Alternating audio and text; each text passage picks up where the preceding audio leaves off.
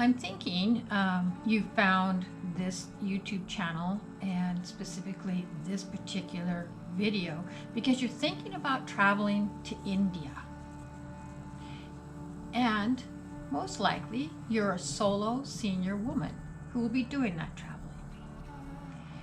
There are key questions you need to ask yourself before you book your flight. And they have to do with your psychological predispositions and your health conditions. Because in our senior years, obviously, if you're there, you know you are not 30 years old anymore. So I'm going to go through quite a few considerations, questions you need to ask yourself, and up front, you need to talk to your physicians about to see, do you have the health capacity to travel India, and what do you need to do to actually be prepared? Questions have to do with your psychological predisposition. My predisposition is I'm very analytical, and you will find that to be true as I go through these questions. I have 10 psychological related questions that I considered and I reflected on, even though I had been to India before during COVID when it first started arising. But the first time I went to India, I was with my teacher, who's a Buddhist monk, a patron who supported the pilgrimage for me, and we had a private car and we had a private guide. So everything was pretty much taken care of for me. I guess I could think of myself as being more like a puppy in the pack, not a adventurer on my own. I never went out anywhere by myself. Someone always went with me. Everybody was so protective.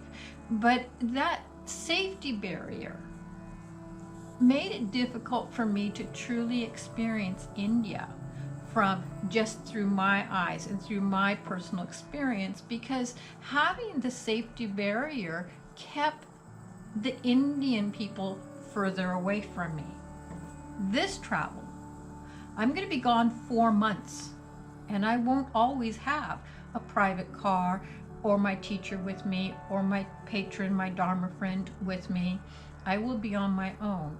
And the whole point of this journey is to learn how to do that and to share it with my viewers so that other women, senior solo women, can understand what you need to be prepared to do, what to do when you're there, and how to cope with unexpected circumstances. So the first set of discussions that I would like to share with you are discussions I had with myself many months before I chose to purchase that ticket, because you need to buy your ticket early. You can't wait to the last minute if you're traveling on a budget. The first set, again, are psychological dispositions. Number 1, do you have experience traveling solo in your own local area or your own country? If you haven't done that, do that first. Even if it means just like driving to a town you have never been to and staying in a lower level hotel.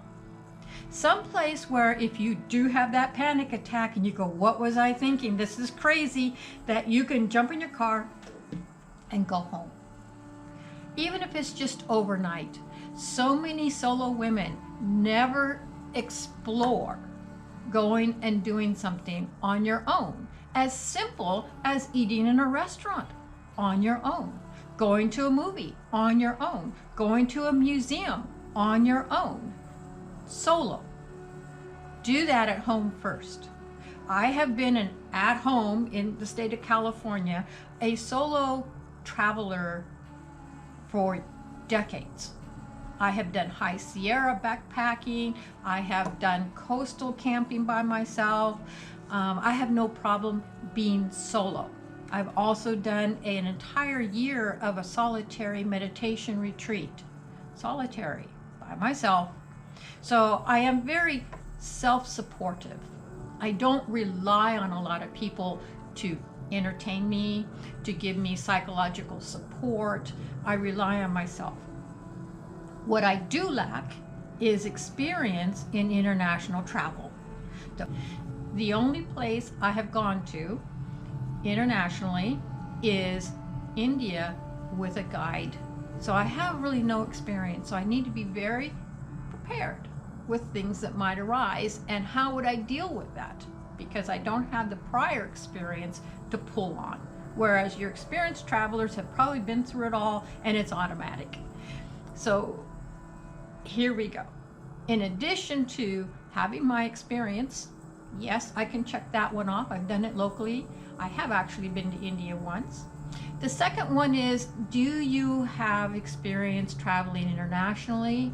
As I said for myself, only once. When we live on a budget, it's really hard to do what the experts tell you to do. Oh, go to Thailand first. Go to Europe first. Well, that's a pretty expensive trial run, and I can't do that. So the only experience I have was the first trip to India, and we had guides. If you can afford to do that, I suggest it, because it's culture shock when you get to India. Or possibly, if you can put it into your budget, maybe use a guide for the first week so that you can acclimate to the environment and to the noise and the chaos and the confusion, and they'll help you get your phone hooked up and get your internet working. They'll be able to help you in that way. Okay, so number 3 on my list is, do you have experience with a third world country? India is not a first world country like the United States of America or even like Europe. There are areas in India on the west side of the country, I believe you could say it that way, and certain areas in Delhi where the high-tech businesses are, and they do have the expensive Gucci shops and all that kind of stuff, but it's a very small portion. The part of India that I'm going to is all the 8 sacred spots, which are on the eastern side of India and very rural. So being it's a third world country, you're going to experience poverty. Poverty that doesn't even, it is way beyond poverty that you're going to see in the United States. The United States, our poverty level would almost be luxury compared to some of the areas in India. So be prepared for that culture shock. Number 5, do you adapt quickly and easily to unexpected environments? Do you startle? Do you get these panic attacks like, oh my God, what do I do? This is so, I can't do this, Do you react that way? Or are you able to just be present, be aware, experience it, and not have strong reactions? Coming from America and you go to India, one of the reactions you might have is what we call in Buddhism compassion exhaustion. You feel for the people that you see that are experiencing the poverty and all the beggars and stuff. I'm thinking pretty much like a doctor who can become compassion exhausted, constantly seeing people that are so sick and they really can't help and they really can't fix. We need to have kind of a distance for ourselves against that onslaught. Unexpected environments, wild animals, monkeys, wild dogs, they're not pets, they're wild. Cows everywhere, crazy traffic. Learning how to cross a road because there's no intersections with lights that say, oh, walk now, oh, wait, or countdowns. No, you just, as I was taught the last time by our guide, just cross the road and the cars will go around you. Yeah, I need to practice that one when I get there. We did it, he showed me, it worked, but oh, it's so counterintuitive to how I would cross a road here. So number 6, are you self-reliant in difficult situations? That's really important.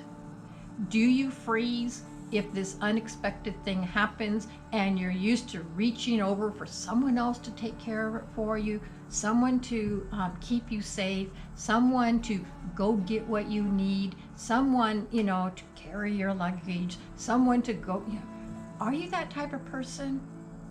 Or can you solve these kinds of situations on your own, or at least have the skill set to know when you need to reach out for help and how to reach out and who to reach out? These are questions you need to think about on yourself so you don't wind up in a situation and you are incapacitated by fear.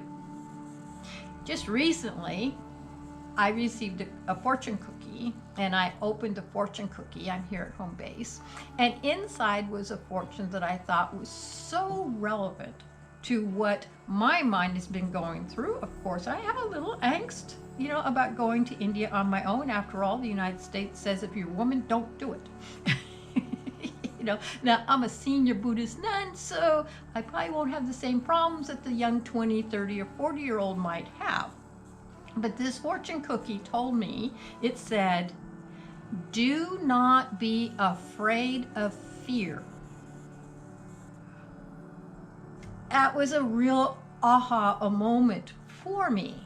And it made me reflect on this underlying current that has been going on in the back of my mind, that even though I am a very self-sufficient, independent woman and have done all these kinds of crazy things, like swam my horse across a river, and I hitchhiked to San Francisco and lived in Haight-Ashbury, and I've done a lot of these out of the usual things. Now I'm 70, and now I have the experience under my belt to know what can happen and what has happened when I have not been prepared. I have lots of stories of those, but this is not the place. You have to think about, do you have the capacity? You have to think about, do you have the capacity to be self-reliant? Know you can do it, know you can handle it, and at least have the information with you of who to reach out to if you need help in a situation that's beyond your own management. So, number 7, are you timid or assertive by nature? If you're timid, you can learn how to be assertive. In India, you need to be assertive, because in India, the social norms are different than they are in the United States. We in the United States tend to have a bubble, and people don't step into that bubble. In India, there's no bubbles. If you are a Westerner, and especially if you're a woman, if you're fair-skinned, or if you have light-colored hair, I don't have any hair, what I have is gray, but if you're a woman and you're light-skinned, blue eyes, the Indians are very curious, and they want to come up to you, and they will come up to you, and they're going to want to do selfies. You need to be comfortable with either saying no, and push back, or be comfortable with being slowed down like we were when we were there the last time. Oh my gosh, the selfies. Because if you let one person come in and do a selfie, you're going to turn around, there's going to be 5 more that you didn't even know were around, right? So you really need to be aware.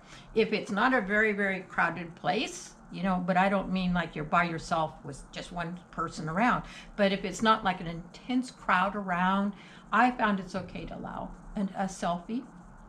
I remember one time when we were in India, and I wish I had filmed this. School had just gotten out, and my monk and I and Russ, we were walking along through this grassy area, and the school had gotten out, and here come all these young ladies, probably middle school or high school age girls, all in their uniforms, and they saw us, and you could tell they were all excited, and they really wanted to come up to us. Well, I thought they wanted to come up to us because my teacher, who's, a geshe in the Tibetan traditions, a monk, is a monk. And I thought they would want him, so I was trying to step away. But they kept trying to follow me. And then it was explained to me when the teacher of the group had come up to me and said, oh, they want to do a selfie with a nun. And I went, me? I'm a nobody, right? And we did it. We had a big group shot and stuff. And then I made them have my teacher come in and do a group shot for them also, because they all wanted to take pictures. The whole thing, there's probably 30, 40 girls. The whole thing probably took about 15 minutes, but they could share that with their fellow students back at school. So it was worth it. It's something I do remember. You need to learn how to be able to say your requests and your refusals with a very strong tone of voice. You need to have a stern expression when you're doing this, so that they understand that you mean business. It's, because they'll just keep at you over and over and over again. There's so many videos about I forget the word for them, like the tuk-tuk drivers and the guides and stuff will just keep confronting you, telling you why you have to go with them, and you have to just say no. The next one is, are you curious or fearful by nature? There's a big difference between being curious and being fearful. I'm very curious, and sometimes the curiosity can get me in a predicament that I probably shouldn't have gone and done. So I have to be mindful of that. If you're fearful, that's going to be a barrier that's going to keep you from being open to the new experiences that you will encounter. As a curious person, you can decide in the moment, do I want to go towards whatever it is, or is it best that I withdraw and find out about it later? I will be very curious while I'm there in India, because I hope to interview women police officers and women taxi drivers, and if I find other solo women travelers on the journey, I am definitely going to reach out to them and say, hey, can we talk? Can we do an interview? I'd like to hear your experiences. I'm going to be interviewing the hotel staff, because I want to know about their hotels. I want to be able to share that information on the channel so women know where I have been, and was it a safe hotel? Was the budget really true? What kind of difficulties did I run into? So curiosity is going to be a driving force for this channel for my trip in India, which is coming up in 10 days. Oh my gosh, 10 days, I'm getting on a plane. I think 10 or 11 days like that, So number 9, have you watched dozens of YouTube videos telling you, don't go, it's not safe for solo women travelers? And then an equal number of videos saying, don't worry, you'll be fine. I say, don't trust either. The nature of YouTube is to feed you up videos based on the videos you have been searching, trying to find. So it is so true. I started out looking for, is it safe for solo women to travel to India? How to travel solo in India? And it started feeding me videos. And I went, oh my gosh, wow, look at, because a lot of YouTubers want to sensationalize their content because it gets clicks. YouTube is their means of support so they can continue to travel, and drama gets people to watch, and the more people watch, the more money they make off of YouTube, and the things they sell off of YouTube, the ads, the links to Amazon and things like that. I have no interest in monetizing this channel, none. If it accidentally gets monetized, I don't know how I will fix that.